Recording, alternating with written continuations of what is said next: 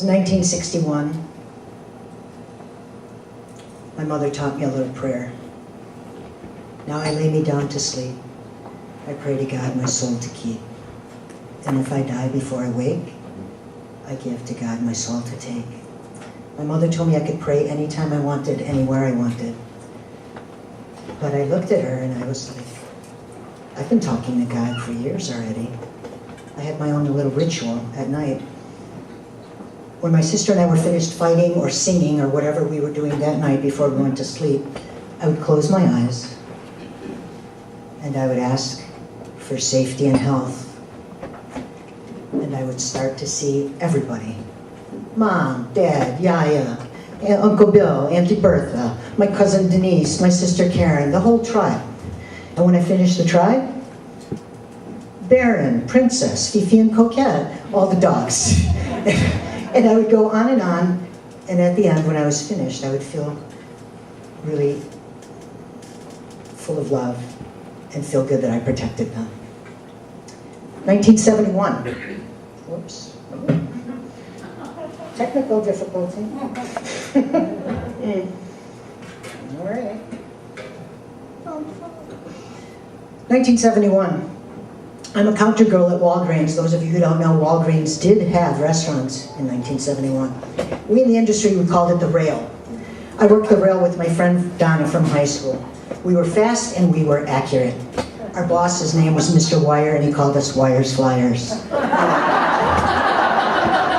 I had it down. Milkshake in the milkshake machine, drop the toast, pick up the grilled cheese from the kitchen, pour the coffee, ring it up, spin around with Donna, Stevie Wonder singing, "You Are the Apple of My Eye." We would sing with cinnamon sauce and ice cream. We were suggestive selling, we were making tips, we were having a great time. Mr. Wire noticed that I was even a little bit faster than Donna. So he said, "I'm gonna make you the soda jerk. You'll be the first girl soda jerk we ever had." Banana Royale, skyscraper soda, digging in the ice cream, lifting the ice cream, pouring coffee, lifting the ice cream, pouring coffee. I liked both sides and I could do them equally well. It's significant in my lifetime. But something was wrong. It didn't seem to bother Donna, but every time I served someone, I could see what they needed. I could feel it. And so I'd serve this lady and I'd be like, "Oh my God, she's so sad, I have to talk to her more often." Or I'd serve these two young people and they would be so nervous and I would start feeling nervous and I didn't know if I was nervous, if they were nervous, and well, you get the point. I was like trying to do everything for everybody because I could just feel it right here and I was getting creamed. It did not occur to me that I could just quit. So instead I asked the cook to get me a couple of bottles of Smirnoff, bought some Bloody Mary mix, and I put a little bar in my locker. And every break that I had for the next 2.5 years at Walgreens, I would just sip on Bloody Marys and everyone thought I just loved tomato juice. And I was still a Wires Flyer. And I could do everything, but I didn't have to feel anything because that Smirnoff put a brick right here and a little bit of steel. And then a little brick and a little bit of steel. I didn't know what the word empath meant at the time. Maybe things would have been different. 1974. You know that one decision you sometimes make in your life, and for years it's affected you, or sometimes a person that you meet, and for years you have the effect. I'm sitting in biology class at a long table. I felt her walking towards me. She had dark glasses on, dark hair, and a blue jean jacket. She came and she sat right across from me and she leaned over and she said, "You want some of my coffee?" "Oh yeah." Yeah, I do. We became friends that day. And we started running around together. And I really liked her. And she really liked me. She'd get in the car and she'd put her hand on my thigh and I'd be like, "Ooh. What is that?" And she'd whisper in my ear at biology class, and it went on and on. It was a slow dance, a tease, and I would just turn around and say, you know I'm not gay. I mean, it's cool that you're gay. I like it, and it's cool. We can still hang out, but I'm not. John's been my boyfriend for 2 years, and she would say, yeah, that's all right. That's cool. That's cool. So we ran around. We went to parks, and we lay down under trees and looked at clouds together, and we sang songs together, and we went to school together. We even went to my grandmother's house and took naps in bed together. I was falling in love. One day she said, come to the bar. Do you want to come to the bar with me? I said, all right, I'll come to the bar. And she just leaned over one time and said, close your eyes. So I closed my eyes, and she leaned right over and she kissed me. And I kissed her back. And then she said, now open your eyes. So, and I was like, uh-oh. I told John. He thought it was beautiful. He's like, you're beautiful. You like a chick? That's beautiful. I want to meet her.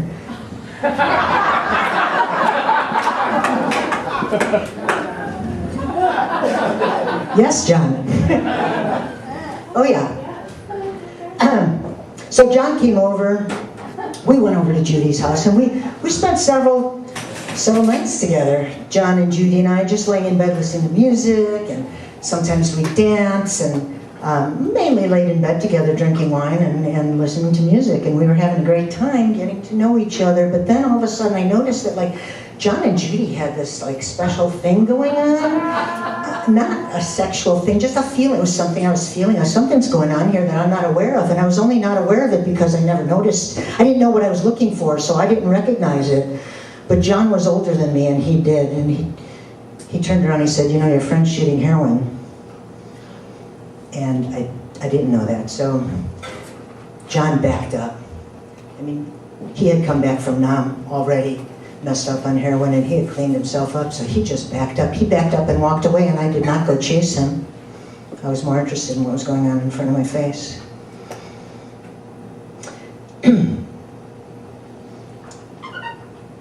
Judy continued to try to seduce me the rest of the semester, and eventually we did get together for a while. But after the holidays, she had some time off, and when I came back, everything was different. She was pushing me away. She was pushing me away, and she would call me at 10:30 at night. I'm scared, can you come over? Sure, I'll come over.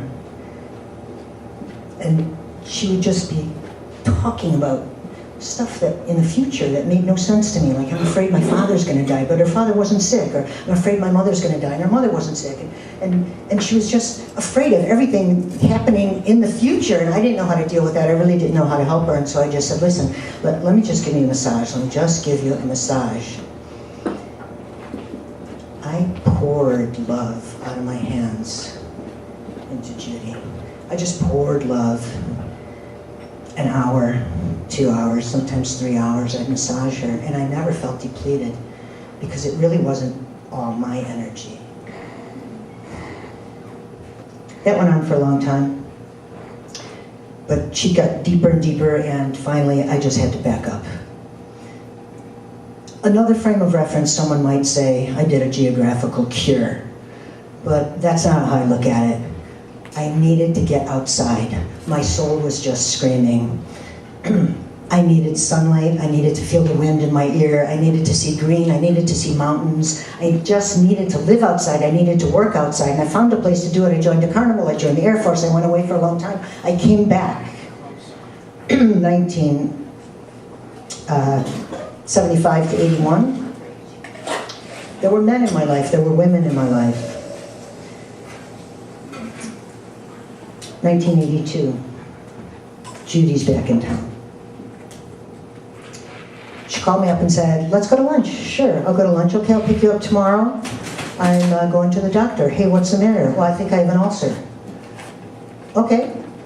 The next day, Judy called me, and she told me she had end-stage pancreatic cancer, and she was going to die in a couple of weeks.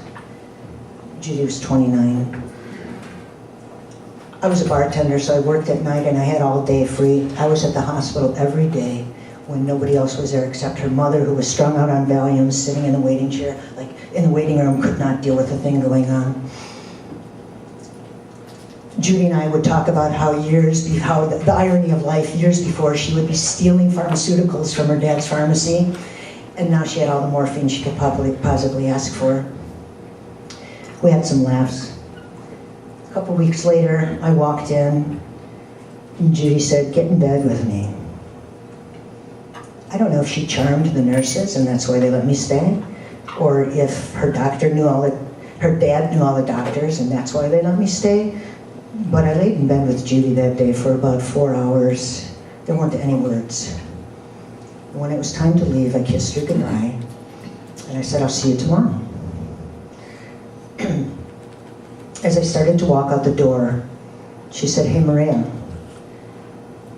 thanks." I was like, thanks for what? "Thanks for being such a damn good friend." And she closed her eyes. And I stood there, and I looked in the room, and there was a wilted rose in the vase. And you know, there was a straw in the water next to her bed, and even the straw looked just like a wilted straw. And I looked around, and everything looked like death, but I couldn't feel anything. And I thought about all those times that I ran around with Judy outside, and everybody had a soundtrack in those days, right? And we had a lot of music, John and Judy and I, soundtracks of our life, but my own secret soundtrack for Judy was Cat Stevens' love songs. How Can I Tell You? I Can't Keep It In. And here I looked at Judy with her eyes closed, my own Lady Darbondil, if anyone knows the reference of the song. And I didn't feel anything. I walked out of the room, and I sat down to pray, and I don't know who I was talking to.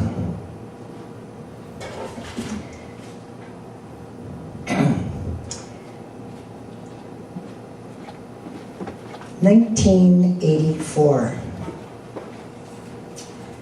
My doctor said, "Your liver's twice its normal size, Maria, and you better stop drinking." "Maybe I'm an alcoholic," I said to him. "Look, I don't care if you're an alcoholic. I don't care what you have to do in your head. I don't care what you have to tell yourself, what you have to do. What I'm telling you is you cannot have another drink for at least 5 years straight, or you will not be here, lady. That's what I'm telling you." You know, we can rationalize and analyze and strategize and fantasize, and we can do all kinds of things in our head. But damn, when something hits our body, we know we are in present time. So I started my journey, and I went to the first therapist, and she said, "I think you should go to the Michigan Women's Festival to feel validated as a lesbian." And by the way, you can learn your herstory. That wasn't going to be it. I went to another therapist. She said, "Listen, every time you walk past a mirror, I want you to wink at yourself and tell yourself you love yourself." And I'm like, I'm not a winker. It's not going to work. I've never been. That's not going to happen. I went to a napropath. She said, "Listen, you have to get rid of your leather boots, and you've got to stop drinking coffee." No, I don't think that was not going to happen. "Take these Dolomite pills, and I want you to buy a down leather jacket to keep your organs warm." I did go to AA, which is a beautiful program. And I spent 4 years going to meetings, and I spent 9 years completely sober, and they probably saved my life, AA. But at the end of the 9 years, it just wasn't my answer. I went to a shaman lady. She burned sage all over me. She shook a rattle. She made some sounds from her gut, and she said, "Listen, Maria, you've got to buy some red socks. And red shoes if you can get some too." And I want you to walk around the house. I want you to walk when you're walking your dog. And I want you to stomp your feet. And I want you to call out your full name, your full birth name, Maria H. Kostas, while you're stomping your feet. Baby, you've got to bring your spirit home. I got some red moccasins right away. It made a lot of sense to me. It took me years to take away the steel and the bricks that I had put around my heart. And it took me years to shake off any shame, pain, guilt, anything, because it had all stuck to me just so deeply. And I'm happy to say that I found a psychic school in Chicago that made me feel safe enough finally to turn on my psychic God-given abilities so that my spirit can come back and rest at home in my heart. Thank you for listening.